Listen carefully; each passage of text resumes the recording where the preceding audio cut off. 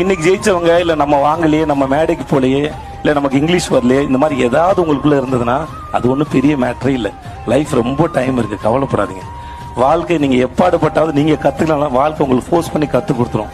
So உங்களை நோக்கி வர எல்லாத்தையும் அப்சர்வ் பண்ணுங்க. அது ஏன் என்கிட்ட வருது, எனக்கு என்ன நடக்குது, எதனால என்னால் புரிஞ்சுக்க முடியல, உங்களோட இன்ட்ராக்ட் பண்ணுங்க. இன்னொருத்தரோட கம்பேர் பண்ணுறோட நம்மளோட இன்ட்ராக்ட் பண்ணுங்க, அது ரொம்ப நல்லது.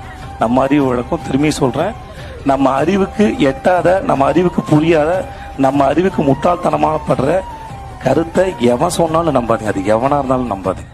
அண்ட் இன்னொன்று, உங்களை பிடிக்கல அப்படின்னு வந்துருச்சுன்னா அவங்க நீங்கள் என்ன பண்ணாலும் அதை ஒன்று சொல்ல தான் போகிறாங்க. ஸோ அவங்கள ஃபோக்கஸ் பண்ணுறதை விட்டுட்டு உங்களுக்கு பிடிச்சிருக்குல்ல அவங்கள சந்தோஷப்படுத்துறதுக்கும் பெருமைப்படுத்துறதுக்கு என்ன முயற்சி எடுக்கிறோன்றதை நோக்கி இப்போ என்னுடைய ஐடியாவை மாற்றிக்கணும் அப்படின்னு